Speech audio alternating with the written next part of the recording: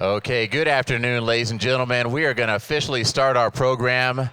And I wonder if I could ask all of you who are listening to me right now to join me and help me get the attention of everyone who's not listening. Would you join me for 10 seconds in saying, shh?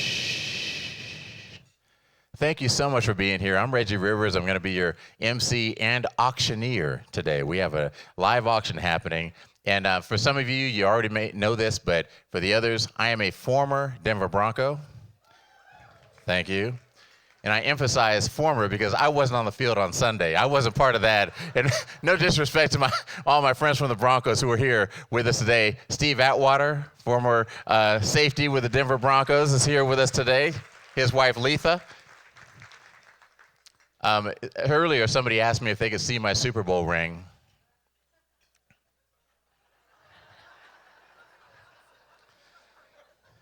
I got cut at the end of training camp in 1997, and then they went and won a Super Bowl without me. And then to prove that wasn't a fluke, they won a second one. Oh, it was so painful, but I do have 3 Super Bowl rings at home in my safe because I'm a pretty good poker player.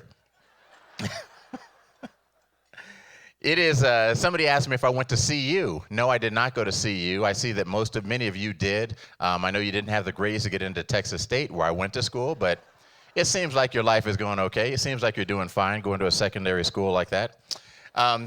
We are pleased that we've sold out this event, and we're honored to have a CU alumnus here. He's a world champion, Olympic skier, former NFL player, Jeremy Bloom. He's going to be our keynote speaker.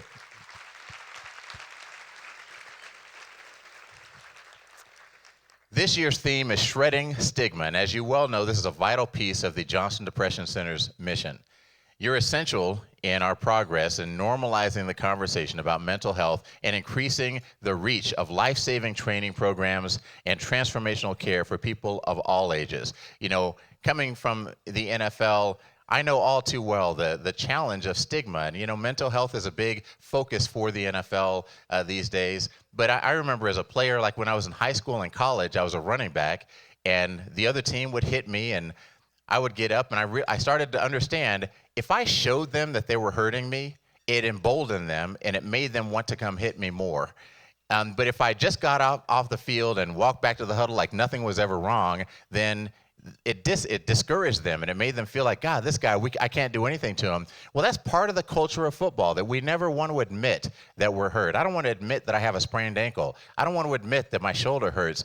And when you start talking about mental health, players are loath to admit that they might be having any kind of problem. And the NFL is doing a lot of work to try to engage with its former players and its current players about education, about having these conversations, about destigmatizing this whole issue, because it's so important for the players, and we appreciate all the work that the Johnson Depression Center is doing in our community to try to reduce the stigma about all of this, and we appreciate all you being here to support it.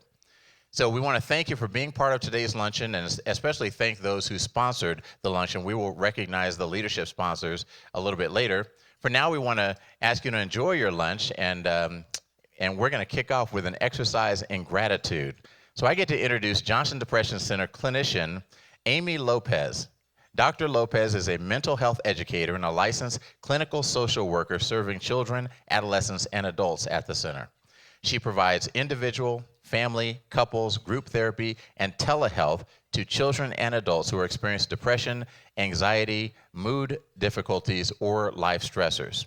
Dr. Lopez specializes in treating personality disorders and using mindfulness and active problem solving to help people improve relationships and better understand their emotions.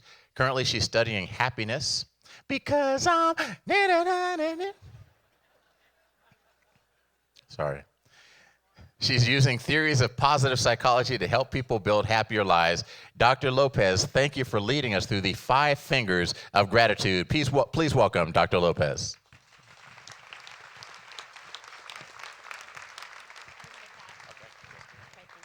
Thank you, Reggie. Thank you. Well, thank all of you guys for being here. We're so grateful that all of you could join us today. Because today's theme is shredding stigma, one of the misconceptions or myths that I wanted to address was this notion that if you engage in therapy or you come to therapy, that you only have to talk about bad things or hard things, when in fact that's not true. We have lots of different therapeutic techniques that we can use to help you really build a life that you're happy and proud to live. One of those techniques is gratitude. And gratitude is actually pretty powerful. In the research, we know that gratitude can help us change our mood or emotion in the short run and help us feel happier overall with a life well lived in the long run. So today, what we're going to do is I'm going to walk you through a very brief gratitude exercise. And then, because we also know that talking to other people also helps our mood, we'd like you, after we do the exercise, to share it with those at your table. You ready? Okay, so what I'd like you guys to do first is take a look at your hand. Just take a look at your hand. And we're going to use this as our guide for gratitude. So looking at your pinky finger, I'd like you to think of something small for which you're grateful.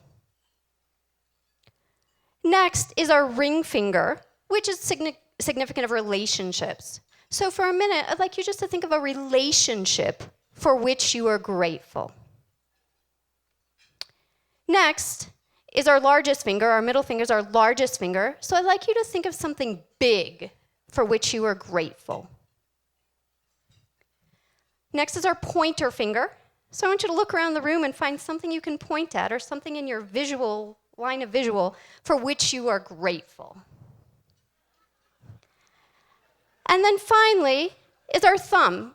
And a thumb is like a thumbs up. So I want you to think of something about yourself, something you're proud of about yourself that you can be grateful for. And there's our gratitude hand. Thank you all for being here. We really, truly are grateful for all of the support that you give our clinic. Thank you so much, and enjoy your lunch.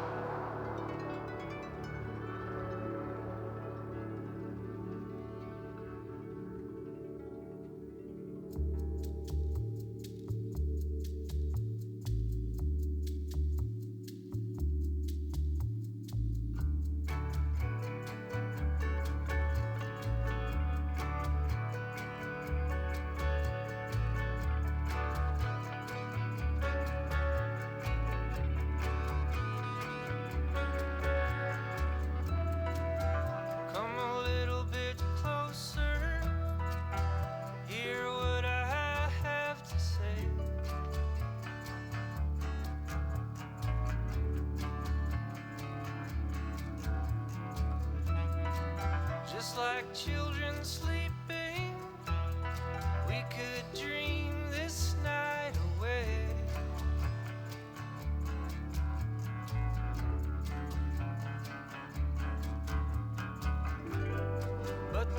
a full moon rising. Let's go dancing in the light.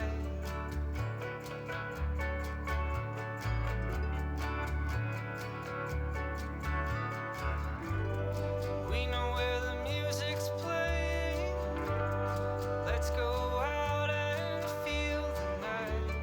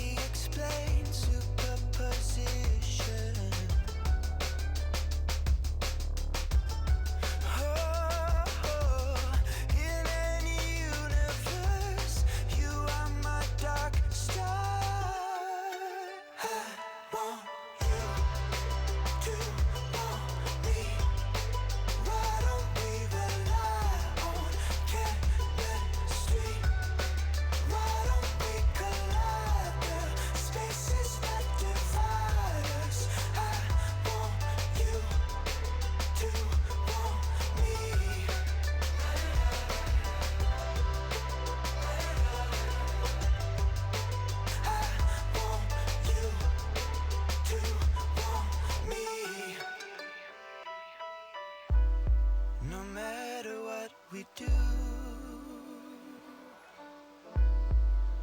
I'll be there with you.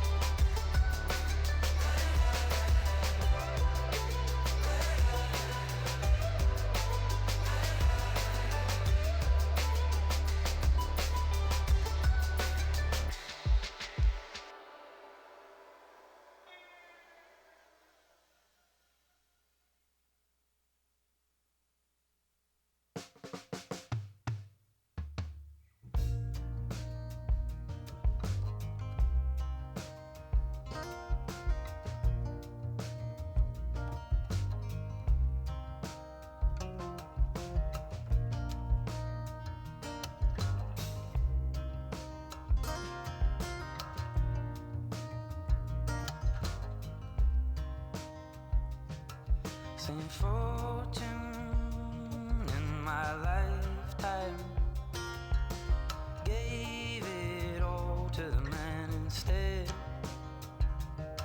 Still tomorrow comes, I'm still standing on my own 2 feet. Got a woman at home, she treats me well.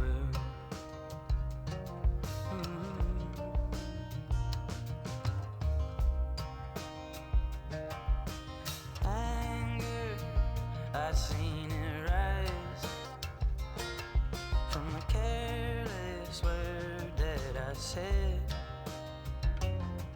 Well, guilt is wasteful, pride is childish. Got a woman at home, she told me that. Got a woman at home, she told me well. Found sorrow my mind most times, gave it all back to the life I led. Well, since time has changed, it all just rolls away. Now I got a woman at home, she treats me well.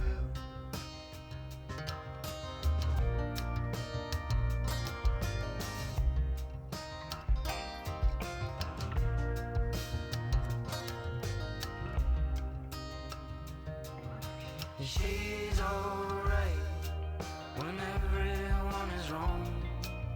Well, she's alright, lets me waste another song.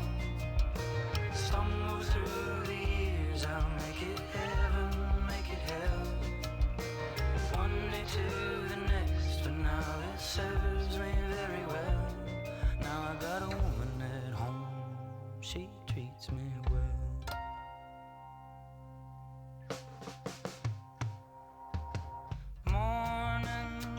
I done my time here, stood here watching my own death. With a few things going my way this time. Got a woman at home, she treats me well.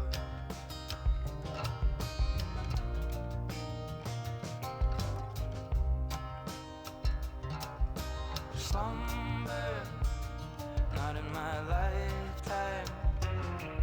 Won't spend my days in my bed.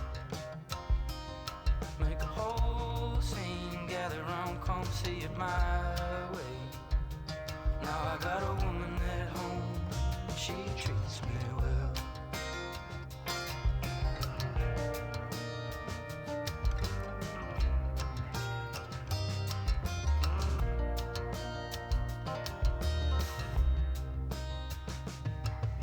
She's alright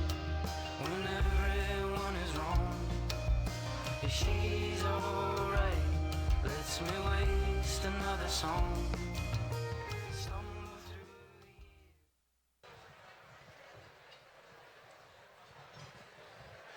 through. Okay, ladies and gentlemen, we are going to resume our program. By round of applause, how was your lunch?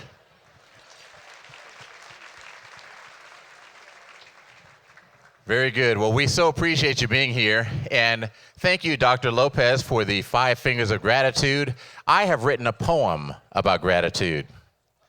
Gratitude is an attitude.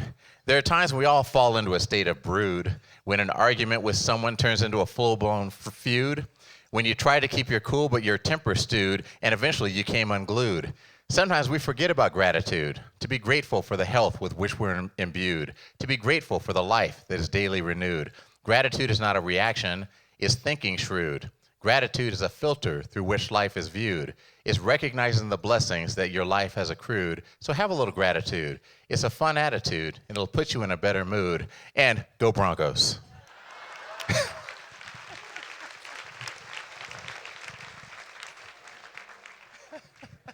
Oh, the Cleveland Browns are in trouble on Sunday, I hope. I hope and pray that they're in trouble. You know what? I have these fantasies sometimes that the Broncos need me back. Not that they want me back, but that they need me back. I wake up in the middle of the night and think, oh, they need me. But if they called me, I would be scared to death to go out there. These are violent young men. I don't know how I ever did that. I'd love to suit up. I would love to do what's called pat and go before the game, which is where the receivers and running backs all line up, and you have a quarterback here, and you jog down that way, and the quarterback throws you the ball, you catch it, you toss it this way, you get in the other line, they throw you the ball. I would love to go out on the field and do that one more time. But as soon as they're ready to go out and actually have hostilities, I go, hey, I'm good. Good luck to you guys. Beat Cleveland. I'm rooting for you. I've got 3 Super Bowl rings at home. If anyone wants to buy one. Anyone? All right, so it is my pleasure right now to introduce Johnson Depression Center Board Chair Heather Mulvihill. Please welcome Heather.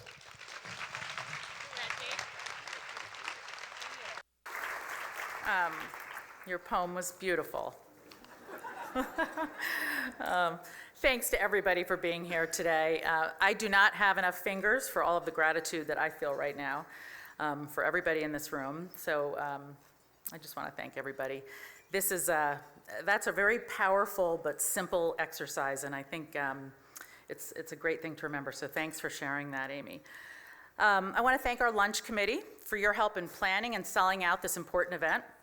Your hard work enables the CU Johnson Depression Center to provide personalized, team-based care to people of all ages who need treatment for an affective disorder or mood disorder, like bipolar disorder, anxiety, or major depressive disorder. Your generosity has provided educational workshops for over 12,000 people in the past 3 years.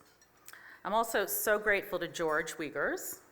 George, there you are. George, your wisdom, your vision, your generosity in founding the Johnson Depression Center all those years ago is incredible, and the National Network of Depression Centers as well.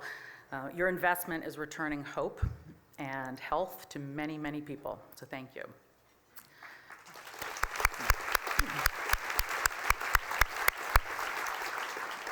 I also want to thank the Helen and Arthur E. Johnson Family Foundation for believing in us and understanding the importance of having a specialty clinic for mood disorders at the University of Colorado. Thank you to our board for your commitment to excellent mental health care.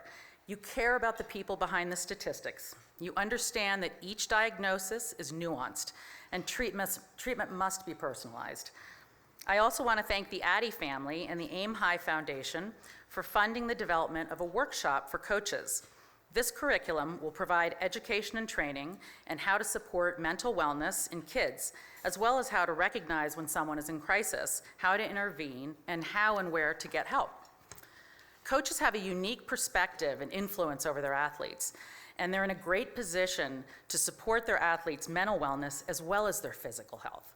They just need the tools and the training to use them.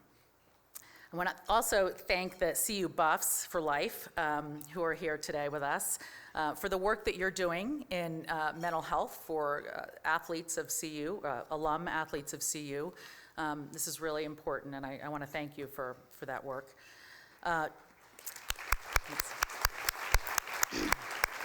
Today we have 4 sport-themed packages for auction and a great program. And all these things are made possible by our Olympian sponsors, Virginia and Scott Ryman, the Solich Fund, the Uyghurs Family Foundation, our gold medal sponsors, Kathy and Brad Kors, the Flug Family Foundation, Bridget and John Greer, Lanny and Sharon Martin, my husband Jimmy, the silver medal sponsors, Janelle and Buck Blessing, the CU Athletic Department, and our wonderful AD Rick George, who is on his way to China, so he can't be here with us today.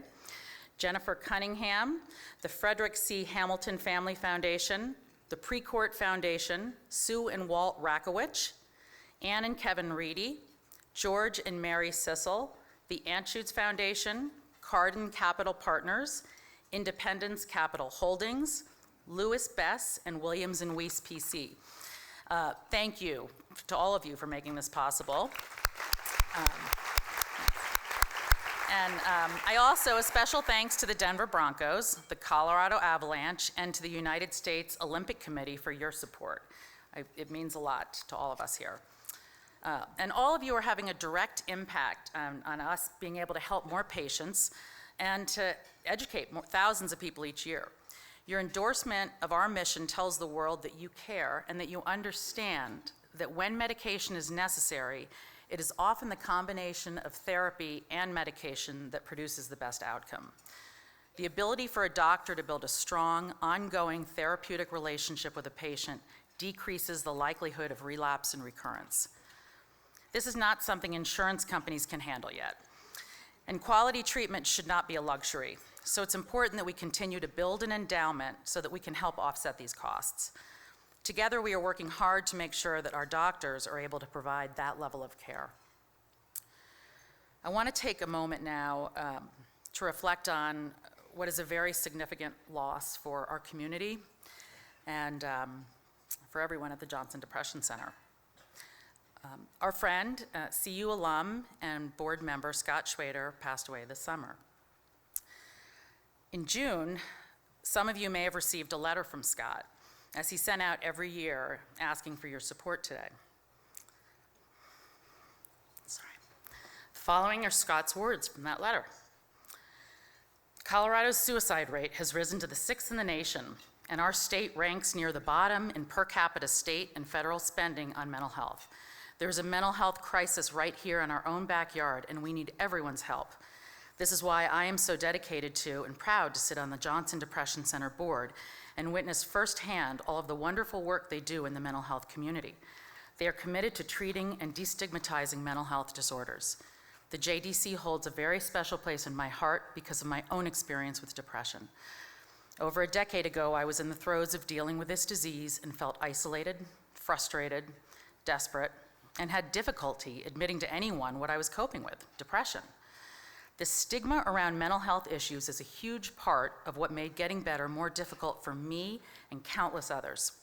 Today, I am healthier than ever, and I'm proud to work with an organization that not only treats people suffering with mood disorders, but also trains community members to recognize that mental health is a key to healthy living. Scott was suffering with severe neck pain and had a major spinal surgery. The combination of pain meds, steroids, and ongoing pain triggered the recurrence of an agitated, depressive episode, and Scott ended his life on July 28th this summer. I truly believe that Scott would want us to learn from his experience. People can recover, and they really can do quite well, and Scott did really well for over 15 years. They can live a great life, be extremely successful, have a wonderful family, and dear friends. They can be athletes and big sport fans, and they can generously give of their time, their resources, and their heart to save others. Scott did all of those things and more. The lesson for me is a reminder of the insidious nature of depression, that even when someone understands this illness on a cellular level, during an episode, our thought processes are not logical. They're actually hijacked by the illness. Major depressive disorder is one of the most common forms of mental illness. And although most people with depression do not die by suicide, over 50% of people who die by suicide are experiencing a mood disorder. Suicide is not selfish, and it's really not a choice. The causes are multifactorial.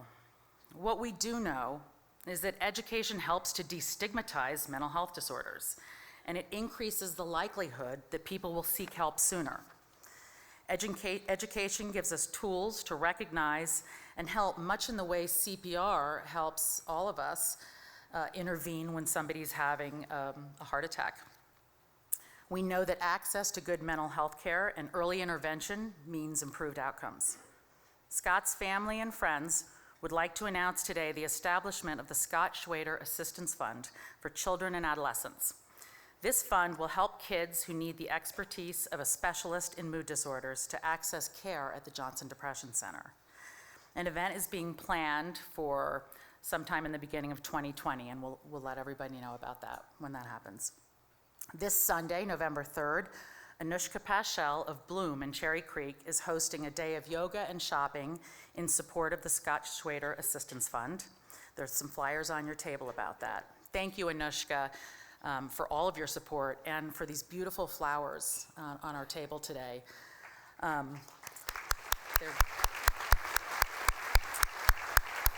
think if anybody in this room, if you have somebody that you know in town that's not here today, maybe that is struggling, take the flowers on your table and bring them to them and let them know you care. It makes a big difference. It truly does. And a sense of belonging and that feeling of compassion from others is very protective. So it's good to reach out, and maybe that's an opportunity for you to help somebody today who might be struggling. I'm grateful to Scott for his friendship, his honesty, his compassion, and his leadership. He was a good man, and he helped a lot of people. I'm grateful to Scott's family for honoring him in a way that I believe would make him proud. And thank you all for taking the time to be here. It's pretty amazing that together we're able to provide a specialty clinic at CU with doctors who have extensive experience and a passion for helping people access the right diagnosis and treatment.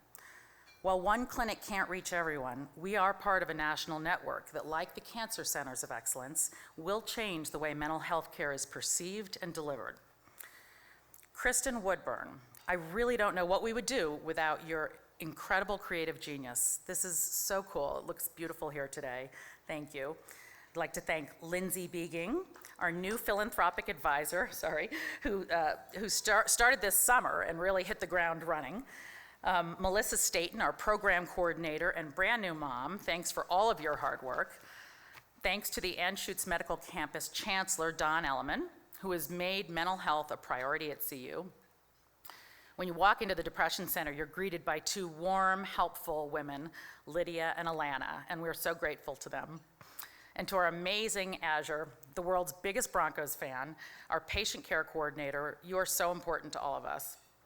Thank you to our visionary executive director, Dr. Marshall Thomas, our deputy director, Dr. Matt Mishkind, who wears many hats, as well as running our partner clinic, the Cohen Veterans Clinic for military families and vets. Thank you to our clinical director, Dr. Chris Schneck, who has been lauded by 5280 as a top doctor every year since 2004. Thanks to Dr. Jay Shore, our director of telemedicine, which allows doctors to treat patients across the region. And thank you to everyone who makes that patient experience so exceptional, all of our amazing providers.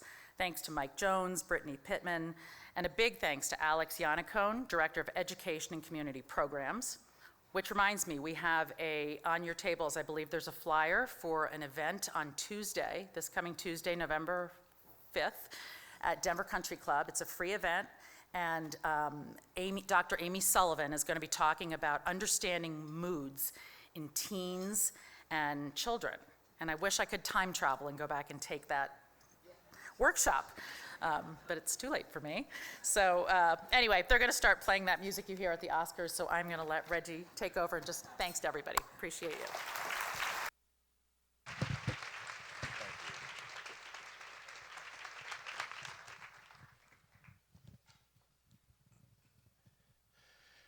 When she started talking about the biggest Broncos fan, I'm nearly 300 pounds, and so I thought I had to be in the running. But no, she wasn't talking about me. One of my buddies was like, man, Reggie, you've put on some weight. I was like, well, yeah, I was only 6.8 pounds when I was born. This is my life's work. When Heather first came up here and she said, I don't have enough fingers to express how I feel about you, that sounds worse than she meant it. That sounds like you're at a Raiders game and everybody, it only happens in the Raiders stadium where they do the wave where everybody stands up but everybody flips the bird. From grandmothers to 5-year-old kids, everybody flipping the bird is just one of those strange things. That's not what she meant, in case there was any confusion. All right, so I have the privilege now to introduce a young man who is a role model for all of us. His name is Tucker Shern. He took it upon himself to do something for the Johnson Depression Center. He is a competitive club and high school volleyball player. He's in 9th grade at Valor Christian High School. A little over a year ago, his club team, his club team took 15th place in the Under-14 U.S. National Championship, so they're a really good team.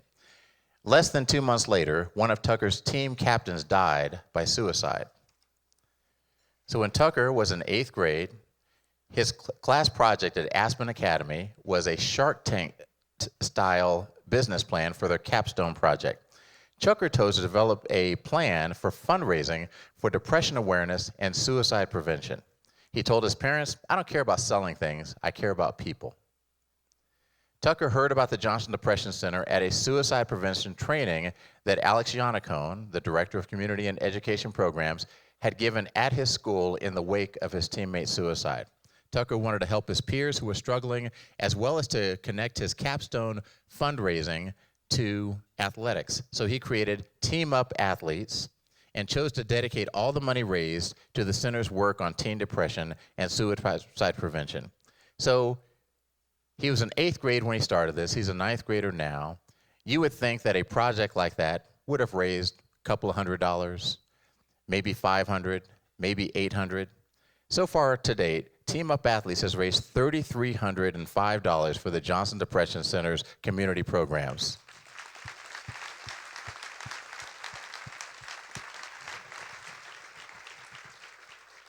That's enough money to fund 15 trainings like the training that he and his classmates attended. Those trainings have life-saving potential. So if we reflect back on our gratitude exercise, we see that while the impact of Tucker's thoughtful project is huge, what we're most grateful for is for something little. One person made a decision to change his outlook on a school project, and the ramifications of that single decision will be felt far and wide throughout our community. Ladies and gentlemen, please welcome Tucker Shern.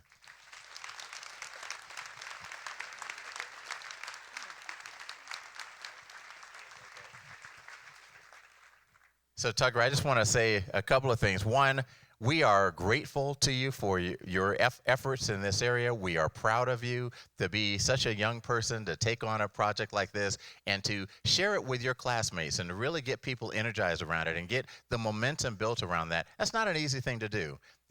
There's a room full of people here who have tried many different types of fundraising exercises. It's not easy to do what you did, and the fact that you've done it says a lot about who you are and the charisma that you have to be able to share this message with your friends and bring them on board. And we're really proud of just your entrepreneurial spirit to not say, well, I'm just a kid, what can I do? You said, I'm a kid, what can I do? And then you started doing it. And so thank you for all that you've done and continue to do. Thank you.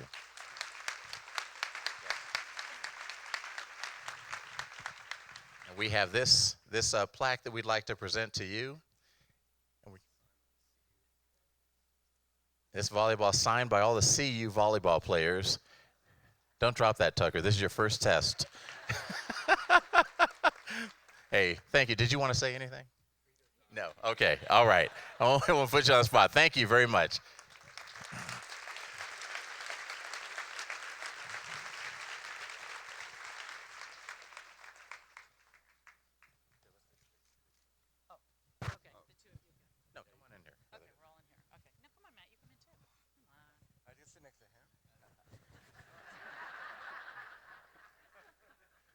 Now I gotta go. Now we're good. All right. Thank you.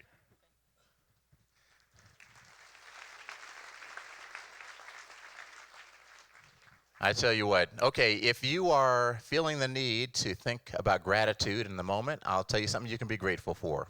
When you came in here, on the back of your chair was a gold medal. You got a gold medal for being here. Well, what you can be grateful for is that gold medal is made of chocolate. It is yours. Take it with you. Don't leave it here. We'll eat it. Okay, so at this time, we want to do a little class project. On your tables are pledge cards. And we'd like for you to take all those pledge cards and pass them around to everybody at the table. If one person could be the team captain of the table, take the pledge cards, pass them around. There are pens there as well. And we want you to think about and be inspired by what Tucker has done. Tucker was an 8th grade kid and said, what is it that I can do to make a difference? And he made a difference, and he continues to make a difference. And we want to encourage you to fill out those cards. Whatever amount you feel comfortable with donating, we appreciate, and it will make a difference. If you want to target it at the program that Tucker attended and that he's raised money for, you can indicate on there you like your gift directed to the community programs, which supports free education about mental health. But we'll just take a couple of minutes, and I know, you might be well-intentioned and say, well, I'm going to take this home and do it at home, and then I'll send it in. We'd like for you to do it right now. I mean, we love you and we trust you, but we'd like to get it done right now while we're all here. Before you leave this afternoon, we'll have volunteers who will pick up all the envelopes from the tables.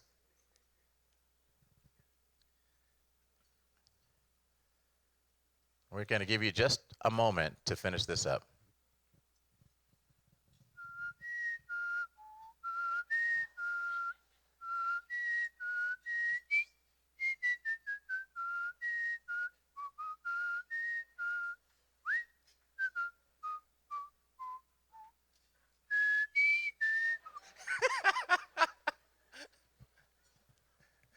All right, so we'll give you about 10 more seconds.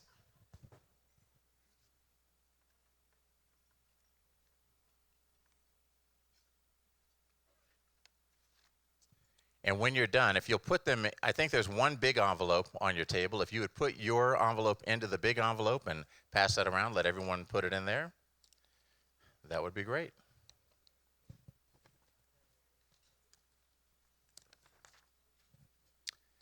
Okay, so we have something new for the CU Depression Center Luncheon. We have a live auction.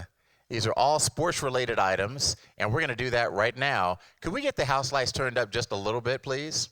So we're going to start off with a Broncos Superfan package. We have a Peyton Manning signed helmet. We have a Peyton Manning signed football. We have 4 club tickets and a parking pass at Empower Stadium at Mile High for the Broncos versus LA Chargers on December 1st. The LA Chargers, that's Phillip Rivers. I'm Reggie Rivers. Phillip Rivers is my cousin. We don't invite him to the family reunions anymore. He whines too much about everything. Why is this potato salad so cold? Oh, I just don't like, the beans are so brown. It's like, shut up, Phillip. All right, and so Von Miller's nickname is Shut Up Phillip. Thank you to the Denver Broncos and Virginia and Scott Ryman for donating this item. Somebody starts off at $1,000. We have $1,000 here, now $1,500. $1,500, yes, sir. Now $2,000. $2,000. We have $1,500 here. We're looking for $2,000. $2,000. This is Peyton Manning signed helmet, Peyton Manning signed football, and tickets to go see the Broncos and Chargers. We're at $1,500 here. We're looking for $2,000. $2,000. $2,000 here. Thank you, ma'am. Were you bidding over there? Okay, so she beat you in at $2,000. You want to be $2,500? $2,500. Thank you. Now $3,000. $3,000, sir. $3,000. We're at $2,500 over here. We're looking for $3,000. How about $2,750? Yes, ma'am. $2,750 here. Now $3,000. $3,000. We have $2,750 here. We're looking for $3,000. $3,000 here. Back in the game. Now 32. Oh, now $4,000. Is that what you're saying? $4,000. You know he made a big move on you. You know what you do when someone says 4,000 to you? You say 5,000. 5,500. I like your style, my friend. You know when someone says 5,500? 7,000. Yes, sir. 7,000. Where do you want to go, my friend? Oh, Timmy, $10,000 for Jimmy Mulvihill. Thank you. $10,000 here. So he took your John Elway and raised you to Emmanuel Sanders, who's not here anymore. I don't know if we can get 2 of these. I think the tickets are the tickets. I'll look at the Broncos table. Is there any way to get 2 of these? I don't know if we can get. They'll do it. They'll do it again. Okay, they're going to figure it out for you. We will do it twice at 10,000. 2 times at 10,000. Here at table number 6, Jimmy Mulvihill. And what's your name, sir? Oh, you're Jimmy Mulvihill. I'm sorry. Jimmy Mulvihill here at table 4. And what's your name? Alex Wiegers. Oh, thank you, sir. Thank you to both of you. We appreciate it. Okay, next up we have a ski shredder package. Head skis, World Cup Rebels slalom model, official Red Bull Brico. Is that right? Am I saying that right? A Brico helmet? That is Lindsey Vonn racing helmet. U.S. Olympic podium Nike jacket from the Pyongyang 2018 Olympics. This is donated by Sarah Hirschland and the U.S. Olympic Committee and Tori and Matt Hanna. All right, somebody starts off at $1,000. $1,000. We have 1,000 back there. Thank you. How about 1,500 now? 1,000 over there. We're looking for $1,500. $1,500. 1,500. We have 1,500 back there. Thank you. Now 2,000. 2,000. Yes, sir. Now 2,500. 2,500. Yes, and sir, you want to be 3,000? He beat you in at 2,500. You want to be 3,000? He's at 2,500 here. We're looking for $3,000. 3,000. 3,000. We have 2,500. We're looking for $3,000. How about 2,750? 2,750. We're at 2,500 here. We're looking for 2,750. 20. Now you're saying 4. Oh, you're saying 2,750. Okay, 2,750. I mean, when you hold up, the 4 fingers, I get it. 2,750, because this is the signal for 2,750, in case you didn't know. Anybody want to go 3,000? We have 2,750. We're looking for $3,000. 3,000. We have 2,750 there. We're looking for $3,000. $3,000. We have 2,750 back there going once. We have 2,750 back there going twice. All in, all done. It is sold for $2,750 at table number 47. What's your name, sir? Can you guys relay the name forward to me? Randy Olson. Randy Olson. That's great. We can do this whole telephone can and tin can string in a tin can model. I feel like I'm talking to my 16-year-old son, and he's like, Dad, what are you talking about? I don't know. Avalanche Admirer Package is up next. Official Avalanche jersey, autographed by Avalanche center Tyson Jost. 2019 team autograph stick signed by the whole team, plus 4 tickets to the Avs versus the hated Detroit Red Wings. You're going to be center ice, row 12. This is Monday, January 20th. Isn't that Inauguration Day? Not next year. Monday, January 20th of 2020. It's a 1 o'clock game at the Pepsi Center. Thank you to George and Carol Solich, Hillary Haynes, and the Colorado Avalanche. Somebody starts off at $1,000. $1,000 for our Avalanche package. $1,000. 1,000 here. You want to be 1,500, so you should beat you in 1,000. 1,500. Thank you. Now 2,000. 2,000. We have 1,500 here. We're looking for $2,000. 2,000 back there. You want to be 2,500? Okay, 2,500 here. Now 3,000. 3,000 over here. Thank you. Now 3,500. We have 3,000 over there. We're looking for 3,500. Yes, ma'am. Now 4,000. 4,000. She's at 3,500 here. We're looking for $4,000. 4,000. Yes, sir. Now 4,500. 4,500. Look how beautiful you look. That blonde hair and that, look at the cream colored sweater. Oh, 4,500. It's not going to, listen, you handsome devil. I mean, you are working that beard, my friends. You want to go to 4,500? She's at 4,000, right? You're at 4,500. We're looking for 5,000. We're at 4,500, 5,000. Thank you, sir. How about 5,500? 55. We're at 5,000 over here. We're looking for 5,500. $5,000 over here going once. We have $5,000 here going. We have 5,500. Yes, ma'am. Now 6,000. You want to go Bubby Brister? 6,000. 6,000. She's at 5,500. 6,000. How about for you, sir? Because you're so handsome, the glasses, the beard, the whole ensemble. How about for you, 5,750? 5,750. We have 55. We have 5,750. Yes, sir. Now 6,000. You're one bid away from winning this thing, ma'am. He is. That was his last bid. I could tell. I could read his body language. You go 6,000. You're going to win. Yes, ma'am. You're going to win this thing. 6,000. Okay, 6,000, sir. You are one bid away from winning this thing. She said that's her last bid, no matter what. You go 6,250. You could win this thing. We have $6,000 here going once. We have $6,000 here going twice. They're now staring at each other. All in, all done. It is sold for $6,000. Congratulations. We're at table number 4.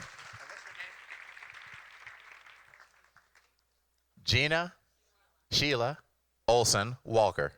Thank you. Sheila Olson Walker. Okay.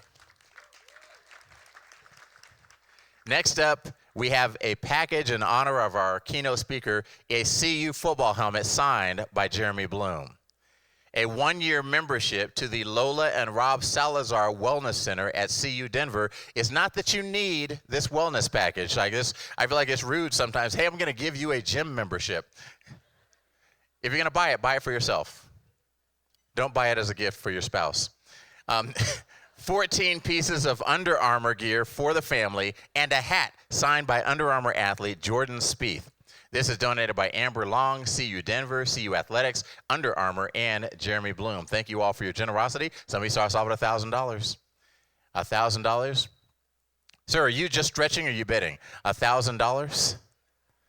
$1,000 all the way back there. Thank you, ma'am. $1,000 back there. Now $1,500. $1,500. We have $1,000 back there in the back of the room. We're looking for $1,500. $1,500. We have $1,500 over here. Thank you, sir. You want to be 2,000? He beat you in at 1,500. You want to be 2,000? We're at 1,500 here. We're looking for 2,000. He's talking it over with his wife. If she loves him, she's going to say yes. Does she love him? We have $1,500 here. How about $2,000 back there? 2,000. We have $1,500 here. We're looking for $2,000. 2,000. How about $1,750? $1,750, is that right? Is that a yes? Okay, $1,750. Now $2,000. $2,000? $2,000? We have $1,750 back there. We're looking for $2,000. We have $1,750 in the back of the room going once. We have $1,750 in the back of the room going twice. All in, all done. It is sold for $1,750. All the way back there at, what table number is that? Table number 55. And what's your name? Dana. Okay, Dana at table number 55. Thank you. Okay, our very last item today, we have 3 Peyton Manning signed footballs. Peyton Manning will soon be in the Pro Football Hall of Fame. We're going to sell these with a game called Auction Chicken. So can we get everybody on their feet? Please, everybody on your feet. You're all in the game. It doesn't cost you anything right now to be in the game, and you've needed to stretch out anyway. You've been sitting for a long time. Okay, so here's what we have. We have 3 of these signed Peyton Manning jerseys. If you have a child, a son, who's having trouble getting a date for prom, those worries are over once you get this ball. Here's how we play Auction Chicken. We're going to start this ball at $1. And I'm going to slowly raise the price. When you hear a price that you wouldn't pay, you sit down. It becomes a game of chicken at the end because the last 3 people standing buy these balls at the last price. Now, if some of you are thinking, well, I don't want these balls at any price, I'm going to sit down right now. If you love the CU Johnson Depression Center, don't do that. Stay standing as long as a lot of other people are standing. You're in no danger, and you help drive up the price, and we raise more money. Okay? So right now the price of this ball is $1. Now it's $100. No reason for anyone to sit down. Now it's $200. No reason for anyone to sit down. Now we're at $300. $400. $500. $600. $700. Okay, $800. Okay, hey, we appreciate them getting us to this point. Thank you for your support, everybody. Now $900, $1,000. Okay, $1,100. We still have about 15 people who are in. $1,200, $1,300, $1,400, $1,500. We've got 1, 2, 3, 4, 5, 6, 7, and 8 over here. We have 8. Is there anyone I'm missing? I think I didn't count. Are both of you up in the game? Okay, 9, 10. And what number were we? 1,800. Now 1,900. Now 2,000. We have 1, 2, 3, 4, 5. Okay, so where are we? 19. Now 2,100. 1, 2, 3, 4. Okay, the next person down is going to be our loser. Don't be the loser. We're at 2,200, 2,300, 2,400, 2,500. We've got 3 winners. We have one over here.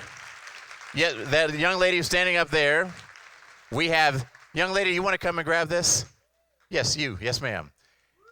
And this gentleman here, congratulations. Great, thank you. So that's $2,500, $2,500 there. And this gentleman here, we're going to bring you a football as well. Kenzie? This gentleman right here at table 14 gets our last football. Sir, would you raise your hand again so she can see you?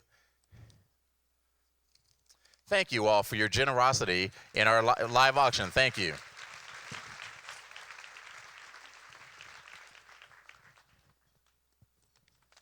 Okay, so now it is my honor to introduce our keynote speaker, Jeremy Bloom. Now, he's a man with too many accomplishments to list. He's a passionate advocate for destigmatizing depression and mental health conditions among elite athletes. Please help me welcome Mr. Jeremy Bloom to the stage. And while he's on his way up here, I'm going to tell you, he was born here in Colorado in Loveland. He attended CU, played football for the Buffs. He's a 3-time world champion, a 2-time Olympian, 11-time World Cup gold medalist. He's the only athlete in history to ski in the Winter Olympics and also be drafted in the National Football League. He became the youngest freestyle skier in history to be inducted into the U.S. Skiing Hall of Fame in 2013. He played for the Pittsburgh Steelers and the Philadelphia Eagles. Why couldn't you play for the Broncos? They didn't want me. Here I am. Thanks, Reggie. Thank you. It's such an honor to be here today at this luncheon, to see this packed room and so many luminaries in our community, and truly luminaries in our community, all kind of locked arms to support the destigmatization of mental health. A passion area for me that really haven't had a lot of opportunities to talk about. So I'm excited to share my journey, both in athletics and the reason I'm so passionate about mental health, and talk a little bit more about some of the efforts that I have going on there. I grew up pretty close to here, Loveland, Colorado.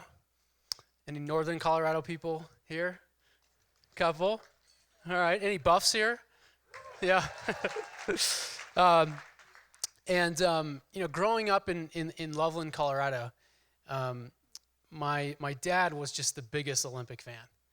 And so growing up as a young child, this was back when there was 3 channels on our TV. I mean, cable was a distant, not for us, but during the Olympics, my dad and I would sit there and we'd watch U.S. athletes win Olympic gold medals. And as a young child, I would look over to my dad and he'd be wiping the tears from his eyes.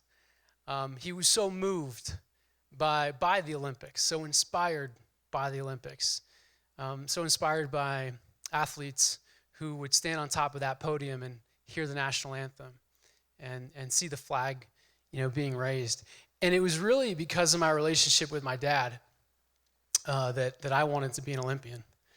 I wanted him to say, yeah, my son's an Olympic athlete. And that really drove me for a big part of my life. My mom was less focused on sports. She was much more focused on education. So if I didn't get good grades, I couldn't ski, I couldn't play football, those types of things. And my hero growing up was John Elway, but she was more inspired how John Elway treated people off the field. And so my dad used to do this thing on every birthday growing up. He would ask my brother and my sister and myself a bunch of questions. And on my 10th birthday, he asked me what I wanted to do with my life.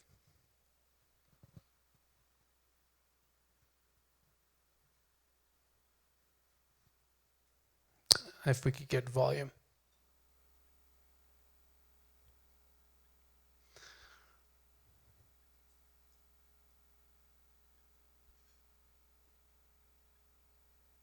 I see it playing, but it's not playing up here.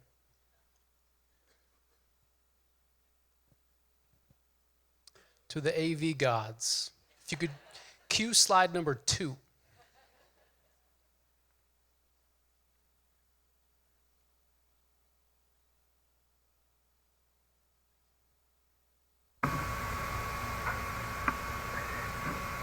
Any idea what you want to be when you grow up, or not sure yet?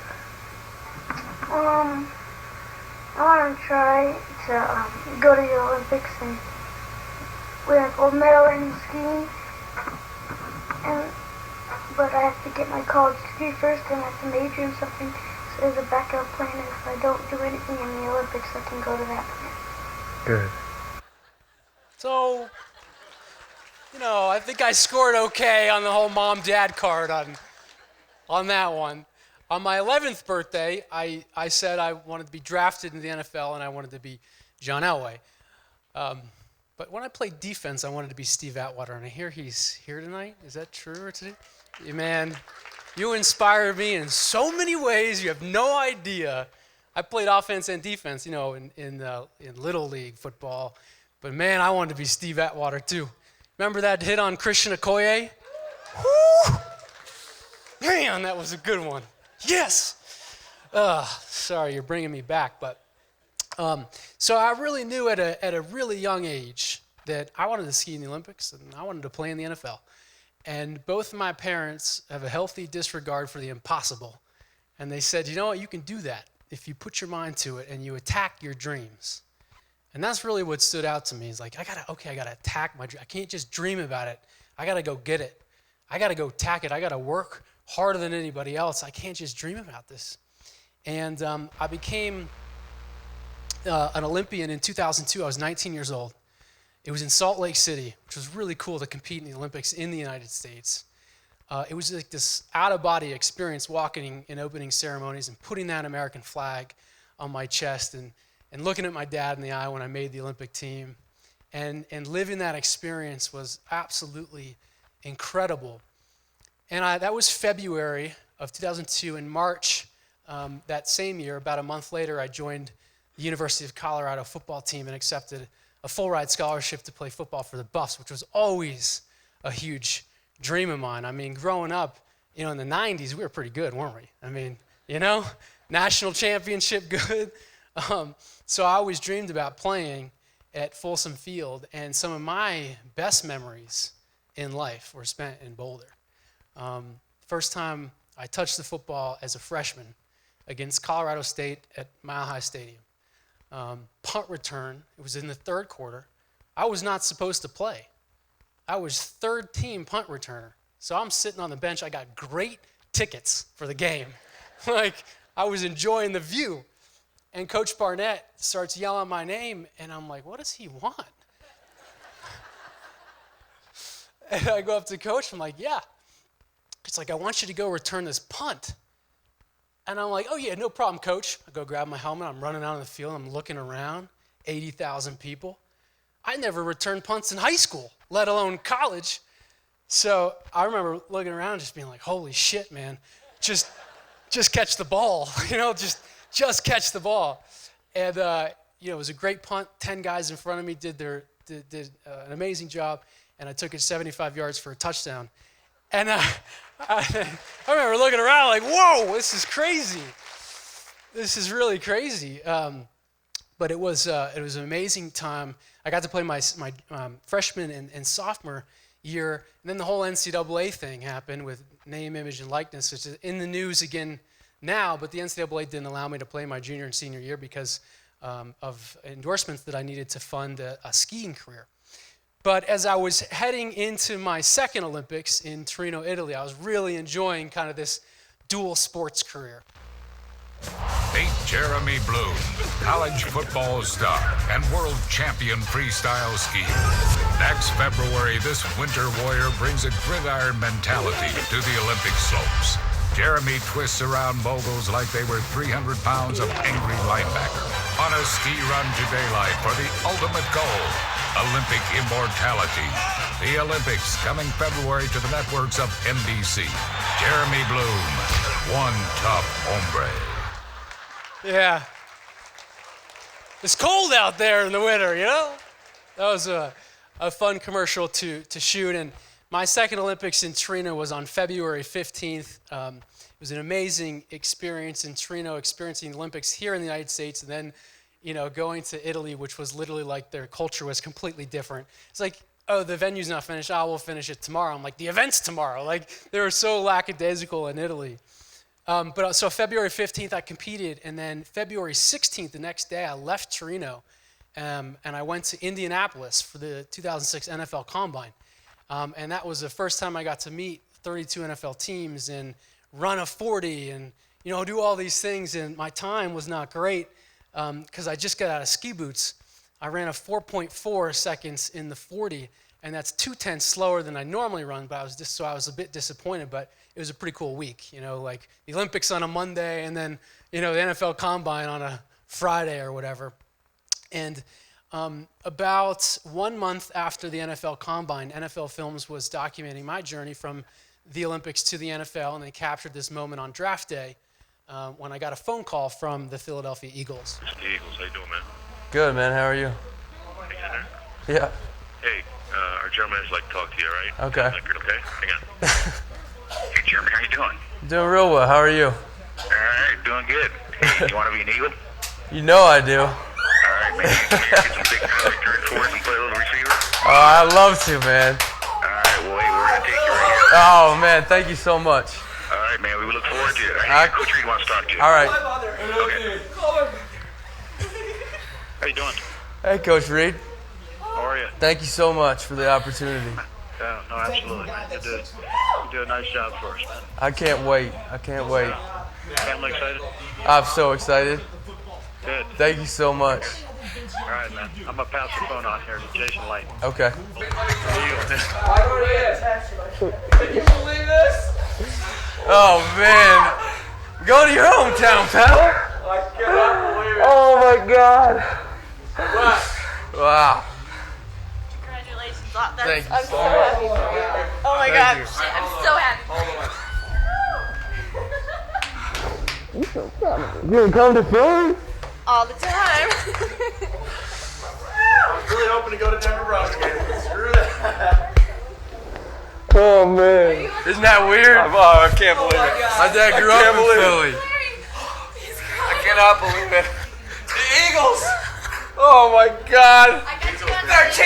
He's always crying. I told you, he's always crying. It's hilarious.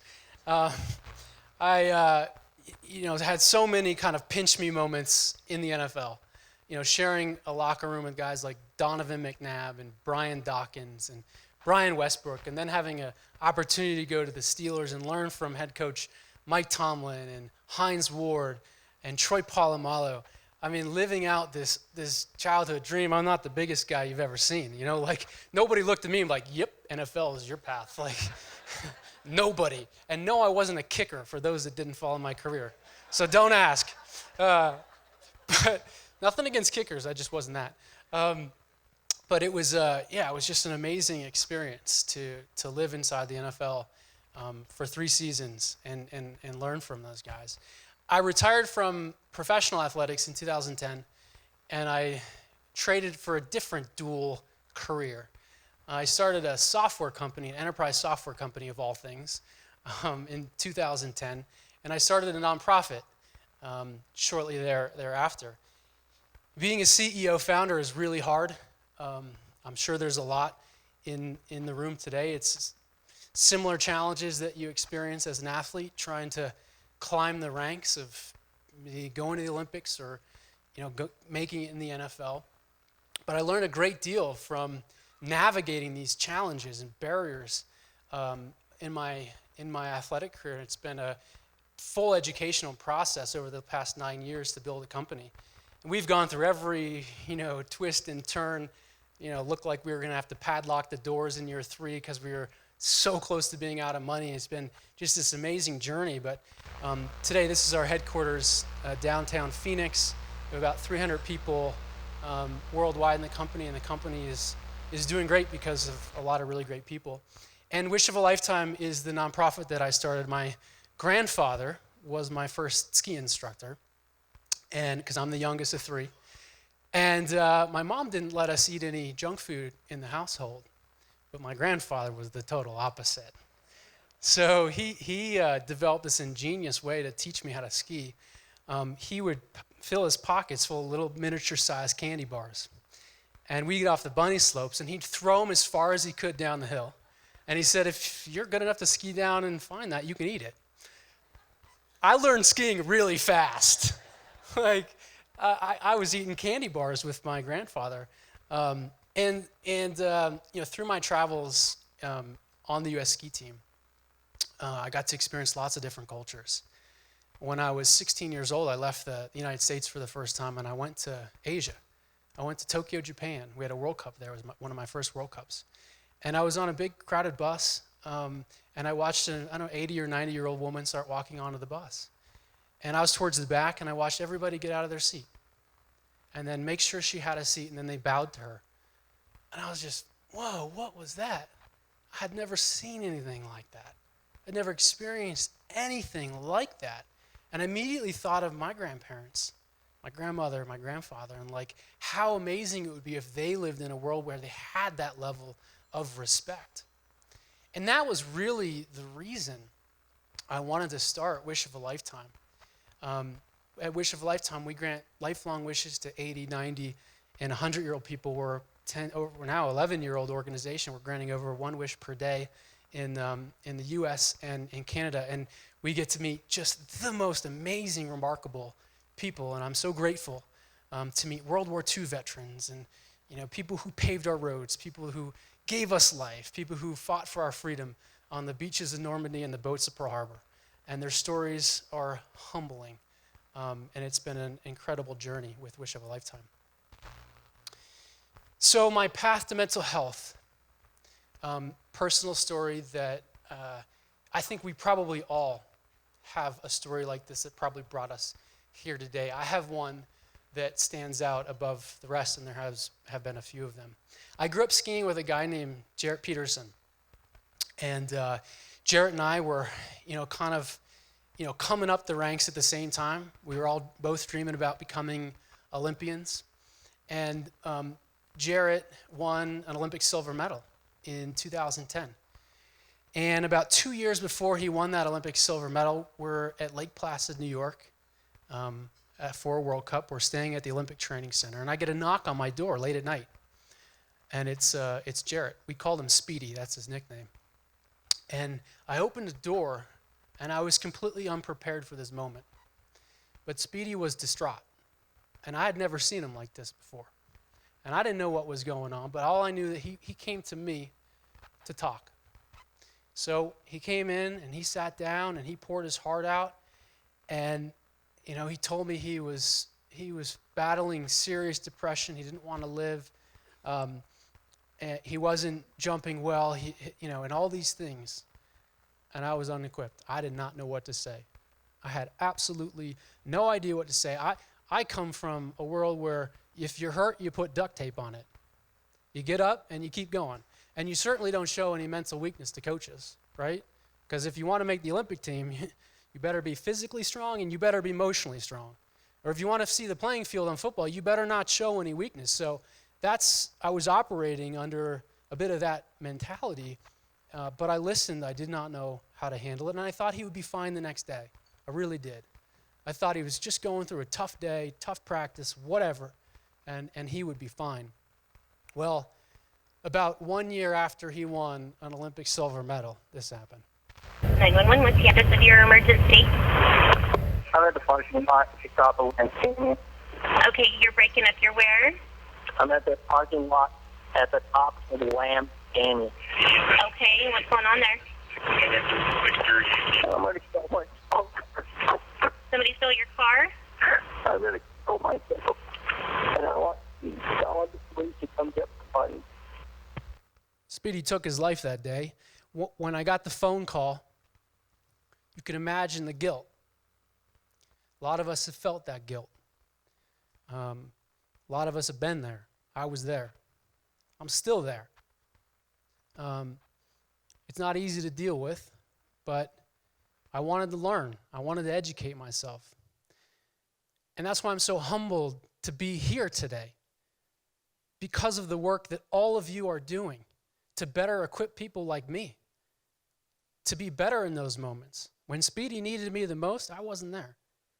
Not because I didn't want to, but because I didn't know how. I didn't know the right questions to ask. And so since that day, I've raised my hand anytime that I could to learn about mental health, but most importantly, destigmatize it. Because in my view, mental health is cancer. It's diabetes. It's not a human weakness. It's not. At some elevated level, it is the same, and we should treat it the same. We should recognize it the same, and we should focus on it the same. This is from the CDC. You probably know this, but if you look at the age groups between the ages of 10 and 34, suicide, people taking their own lives, the second biggest reason for death in this country. And you probably know that it's not getting any better. These are the suicide rates from 81 to 2016 here in the United States. And if you look at where the spike has happened, 2006 to 2016, you can't help but notice the correlation to social media. These are the big growth years for social media. And so you think about the hope and the promise of social media. What was it? It was, by better connecting the world, we'll make happier people. We'll make happier societies because we'll all be more connected.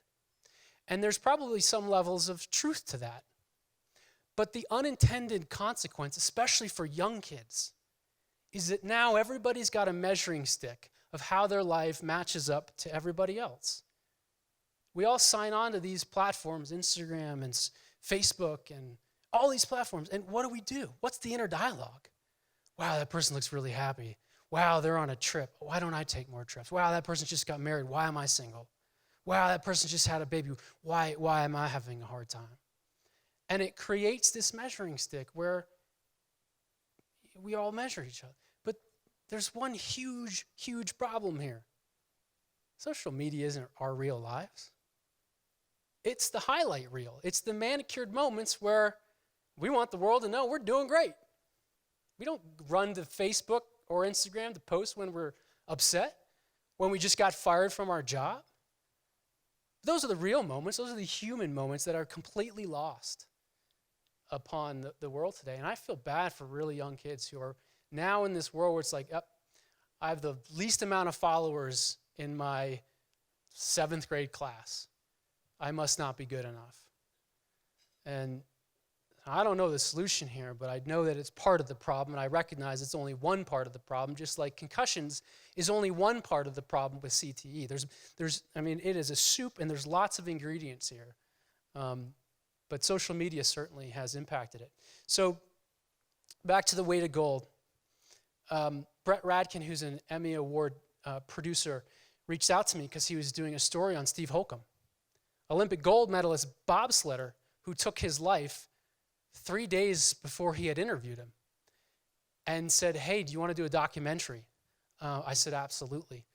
And then later Michael Phelps joined. So Michael Phelps and myself, we've executive produced this documentary. And the goal here is really one big thing, is to destigmatize mental health and show everybody that, guess what? Mental health doesn't care how big your trophy case is. It doesn't care how many gold medals you've won. It doesn't care how much money you have or how famous you are. It doesn't discriminate against those things. And we spoke to, you name it, Olympic athlete. Apollo Ono.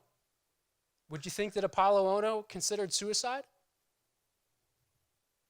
Because I'm a very good friend of his, and I had no idea. And it was staggering. The athlete after athlete in this documentary who talks about their individual struggles with mental health. Sarah Hirschland is here tonight. She's the new CEO, I guess today. I'm thinking tonight because the blinds are closed, but we're at lunch.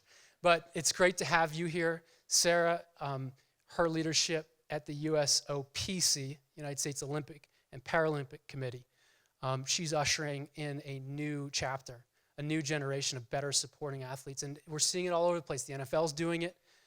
Rick George, who's not here because he's been a pioneer in college on mental health.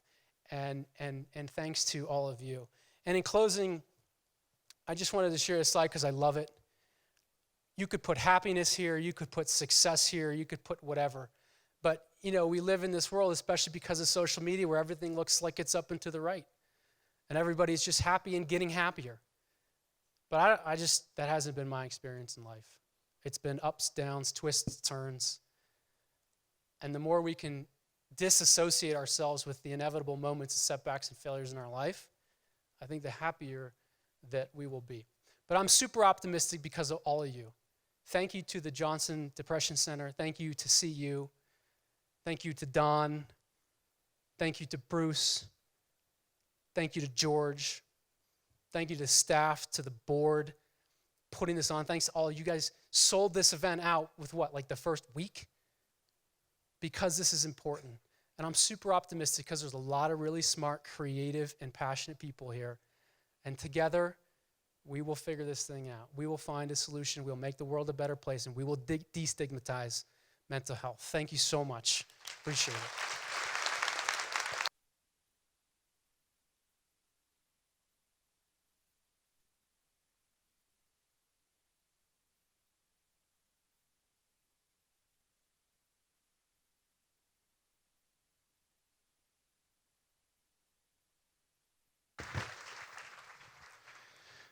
Thank you, Jeremy. That was awesome. Jeremy is young and fit. Jeremy got confused about whether this was lunch or dinner. I never lose track of which meal I'm on so far. No, we appreciated Jeremy.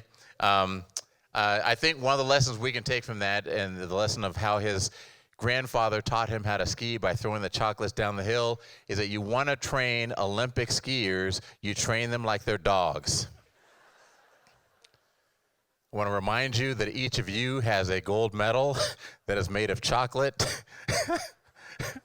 If you can find it, you can take it. And you too might be Olympic skiers.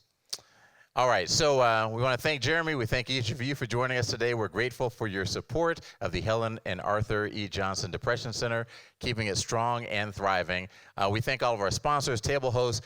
Please feel free to take the floral arrangements from your tables, not these. Not these.